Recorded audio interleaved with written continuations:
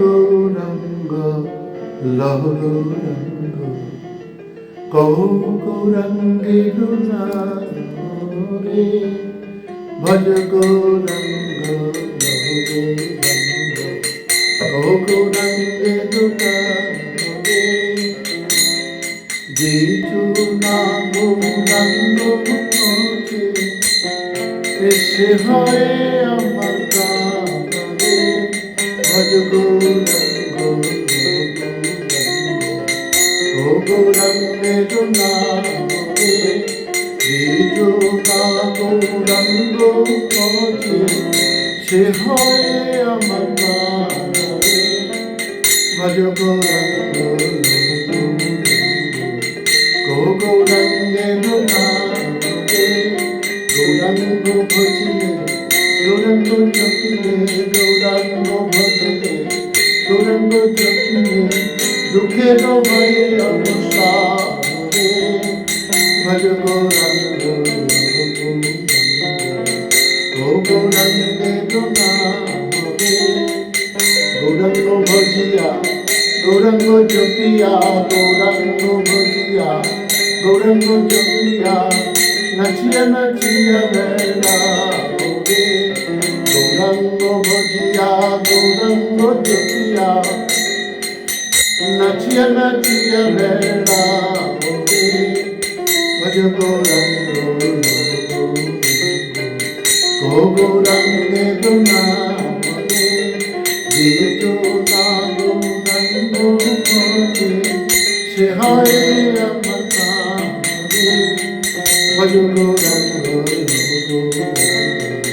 ও গৌরাঙ্গের নাম রে হরে কৃষ্ণ কৃষ্ণ কৃষ্ণ রাধে রাধে হরে রাম রাম রাম রাম হরে হরে বলো হরে কৃষ্ণ কৃষ্ণ কৃষ্ণ রাধে হরে রাম রাম রাম হরে হরে হরে কৃষ্ণ কৃষ্ণ কৃষ্ণ হরে হরে হরে রাম রাম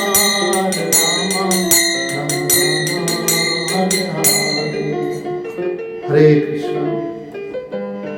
আজকে জয় শ্রী রাধে রাধে চ্যানেলে আধ্যাত্মিক চ্যানেলে আমরা আজকে যে বিষয়টি আলোচনা করব সেটা হলো শ্রীরাম কেন শঙ্খচূড় দৈত্য হলেন।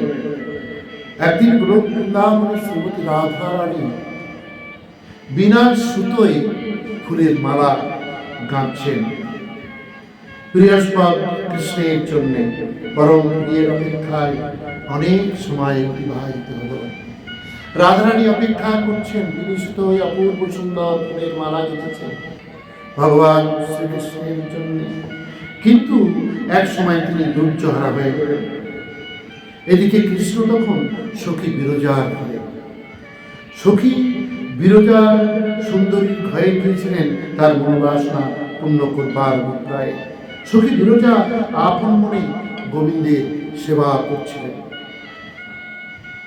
এমন সময় সখী বিরজা কৃষ্ণ তার সখী সখা শ্রীরামকে বললেন, শ্রীরাম তুমি দরজায় দ্বার হিসেবে উপস্থিত থাকো, কেউ যেন ঘরের মধ্যে প্রবেশ না করে। কৃষ্ণ বললেন, তুমি ঘরে কাউকে ঢুকতে দেবে না, এমনকি শ্রীমতী রাধারানী যদি আসে তাকেও ঢুকতে দেবে না। এদিকে নারদ এলেন। সেই সময় নারদ এসে তিনি বললেন, শ্রীরামকে বললেন, শ্রীরাম দরজা উন্মুক্ত করো, আমি প্রভুর সঙ্গে প্রভুকে দর্শন করতে এসেছি। শ্রীরাম বললেন, ক্ষমা করবেন, ভগবান শ্রীকৃষ্ণ কাউকে ঘরে প্রবেশ করতে বারণ করেছেন। পুনরায় নারদ ঘরে ঢোকার চেষ্টা করলে শ্রীরাম বাধা দিলেন। শ্রীরাম একেবারে আড় হয়ে গেলেন, বললেন, নারদ মুনি, হে মুনিবর, আজ আর ভগবানের সঙ্গে দর্শন হবে না। নারদ অনেক অনুনয় বিনয় করলেন, শ্রীরাম ঘরে ঢুকতে দিলেন না। নারদ অপমানিত হলেন, অসম্মানিত হলেন তিনি। নারদ মুনি সেখান থেকে চলে গেলেন শ্রীমতী রাধারানীর কাছে। রাধারানী অপেক্ষমান রাধারানী বিনিষ্ঠয় অপূর্ব সুন্দর ফুলের মালা নিয়ে অপেক্ষা করছেন কখন কৃষ্ণ আসবে।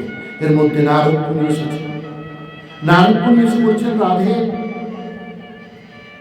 আপনি কার জন্য মালা খাচ্ছেন? বলছে আমার প্রভুর জন্য। তখন বলছেন, শ্রীমতী রাধারানীর কাছে গিয়ে যখন বললেন, রাধে তুমি কার জন্য মারা যাচ্ছ? বিরোধী সে তো এখানে নেই, সে বিরোধীর সুন্দরী এখন মনোবাসনা তার কামনা পূর্ণ করছে। তখন শ্রীমতী রাধারানী অন্তরে ব্যথা পেয়ে, যিনি অপূর্ব সুন্দর ফুলের মালা গ্রন্থন করেছেন, ভগবানের গলায় পরাবেন বলে এদিকে বিরজা সুন্দরীর কাছে ভগবান গেছেন। তিনি সহ্য করতে না পেরে ছুটতে ছুটতে তিনি গেলেন বিরজা সুন্দরীর কাছে। তিনি উপস্থিত হলেন শ্রীমতী রাধারানী বিরজা সুন্দরীর গৃহে এসে দেখলেন দরজা বন্ধ। দরজায় শব্দ করতেই শ্রীদাম মুখ বের করলেন। তখন রাধারানী বললেন, শ্রীদাম দরজা খোলো, আমি প্রভুর সঙ্গে মিলিত হতে চাই, কথা বলতে চাই, দর্শন করতে চাই। শ্রীদাম বললেন, আমি তা পারবো না, প্রভু আমাকে দাঁড়িয়ে রেখেছেন, ভেতরে কাউকে প্রবেশ নিষেধ। রাধারানী বললেন, আমাকেও না? শ্রীদাম বললেন, না, আপনাকেও প্রবেশ নিষেধ। রাধারানী ব্যথিত হলেন, তিনি কোনো কথাই শুনলেন না। শ্রীমতী রাধারানী জোর করে দরজা খোলার চেষ্টা করলেন। তখন শ্রীদামের সঙ্গে ধস্তাধস্তি শুরু হল। শ্রীদাম অনেক চেষ্টা করলেন, অবশেষে শ্রীদামের সঙ্গে ধস্তাধস্তি রাধারানী আছড়ে পড়ে গেলেন, আর শ্রীদামও পড়ে গেলেন।